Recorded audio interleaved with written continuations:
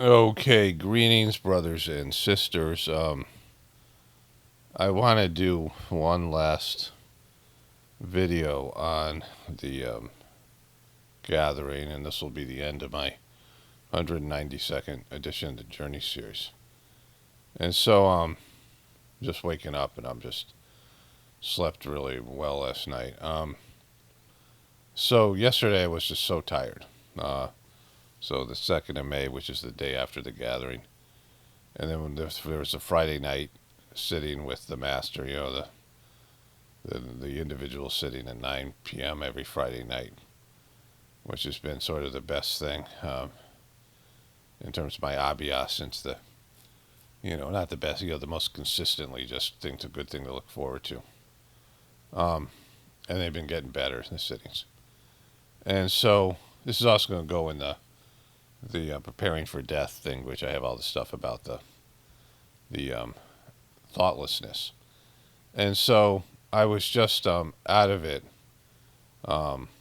yesterday, like sleep. I couldn't really stay awake. Like I was just, and not just that, but I just wanted to keep my eyes closed. Like even if I wasn't going to sleep, like at different times, for a good portion of the day, and I just want to stare at the wall or close my eyes and get into a meditative state. Like it was really that kind of gathering. Like I said, the best way to judge a gathering, it's impossible to judge something, because the most subtle sittings, are almost imperceivable.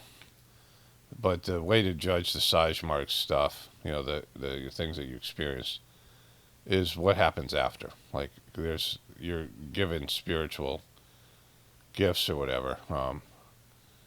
And I also was experiencing restlessness. So both those things, just to kind of want to stare at, checking out, like just not even want to deal with the material world.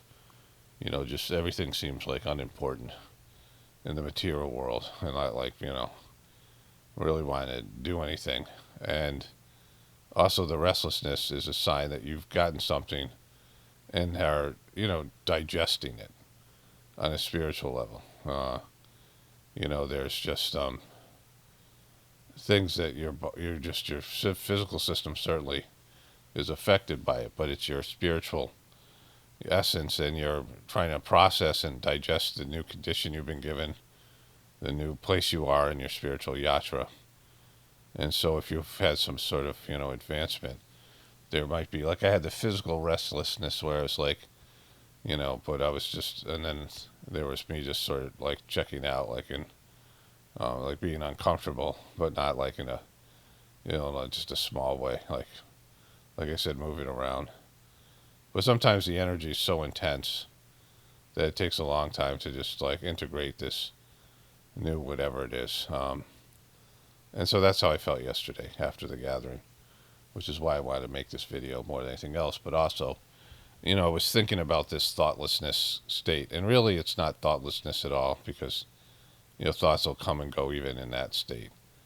But it's the turning off or relaxing the ego. I'm not sure how to say it. Both things, like it's like almost flipping a switch, and the ego just isn't there. Like there's just, like for that period of time, your ego isn't,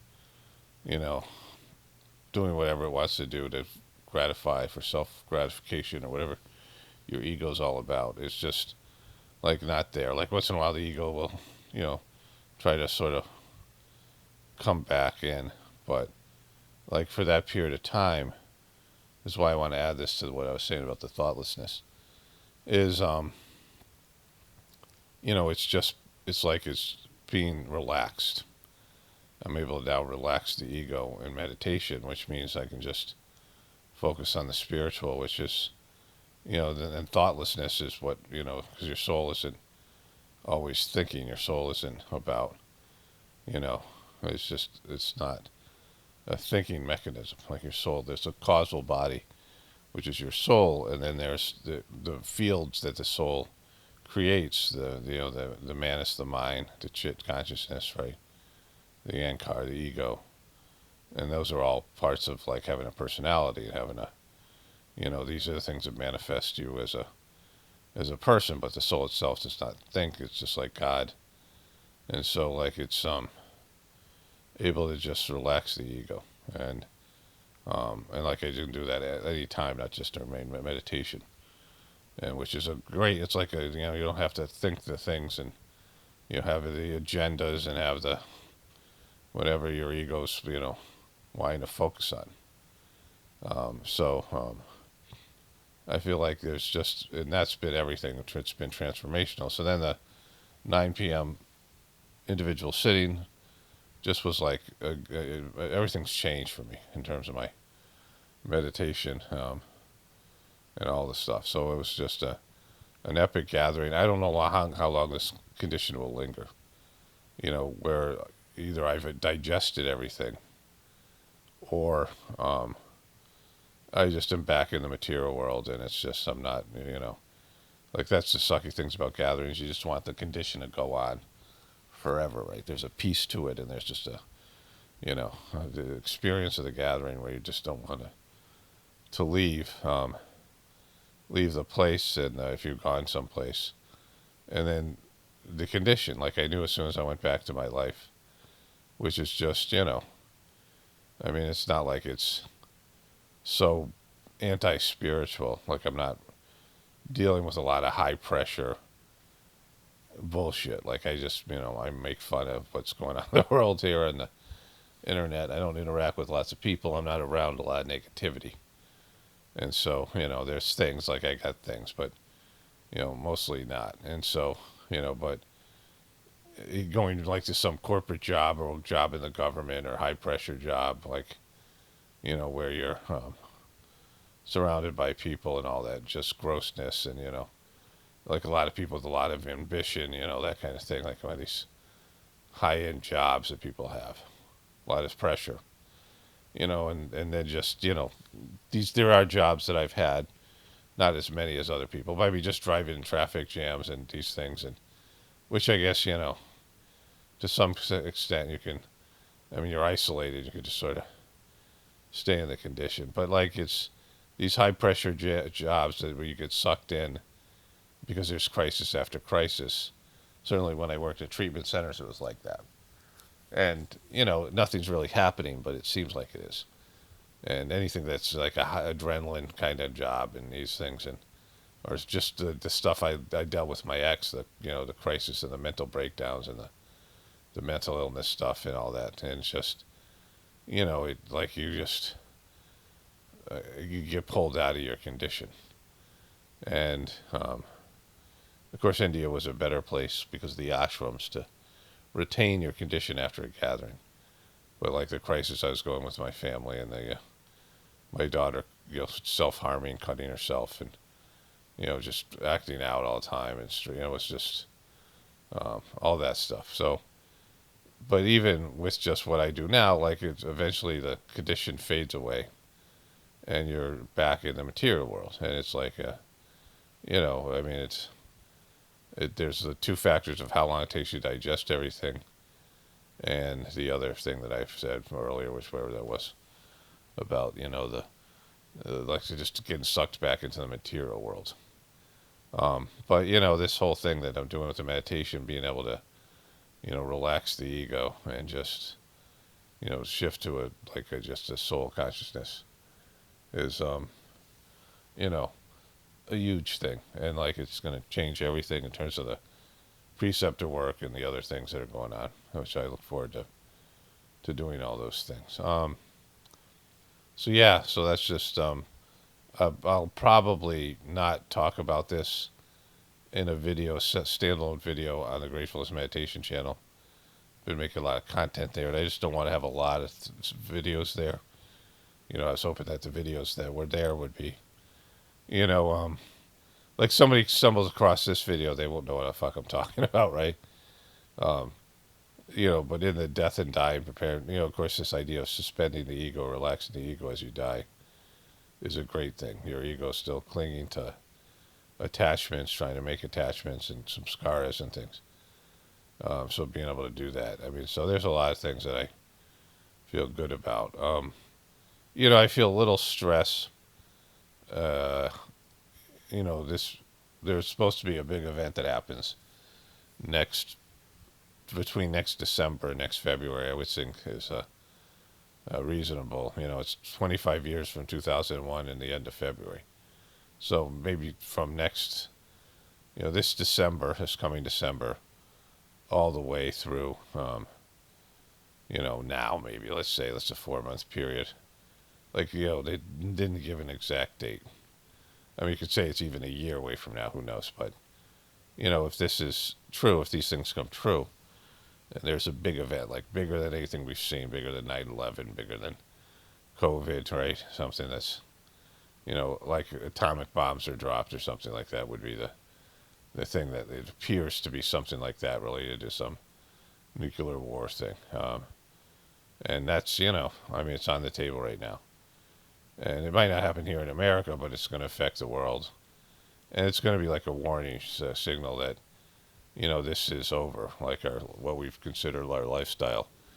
The system's coming down. And there'll be a series of events after that. And, like, once that happens, there's going to have to be adjustments made, depending on what and where it happens, right? And so, like, I want to be able to prepare for that as best as possible. Not just in terms of material, like surviving it, but, setting up for, like, the spiritual implications, because, people will be freaked out. And maybe it'll be the beginning where people will, start to be willing to change, because they can, they'll feel the condition will be different. And also, when there's a shift in the Kali Yuga, and there's a shift in what's going on, it'll just suck to be like a sociopath. It'll suck to be selfish.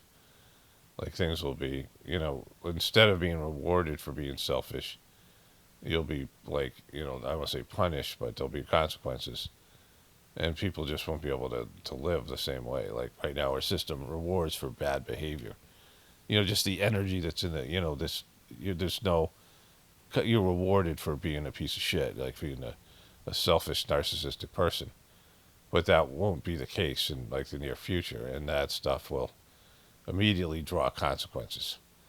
Like, instead of waiting years or whatever, or just, all the stuff that you've done, it's starting to happen now.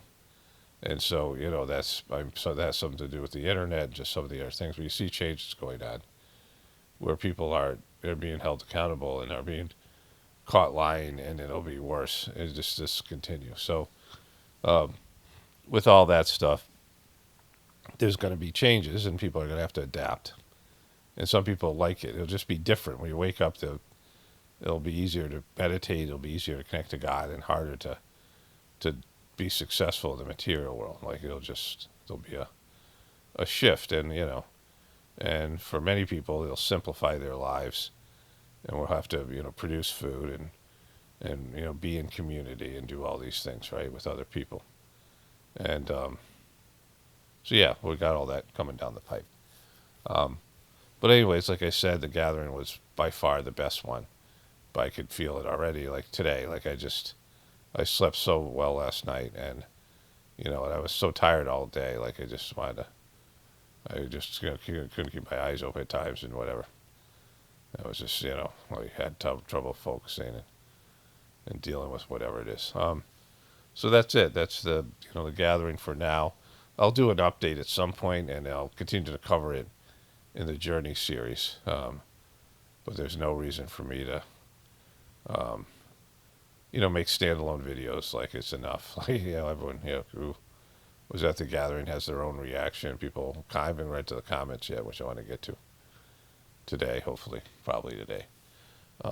It's not taking me that long, but it's just, I have to get a video done, and I'm already, like, having to work with my energy up to, I have half a video half done, so I just have to edit most of it, and I've got a couple more clips to make for my regular channel. But anyways, so that's it for the gathering, also for the 192nd edition of the Journey series. This is Paul Romano, definitely important for the Apocalaughs and the Ascension. Everyone have a blessed day, and be grateful.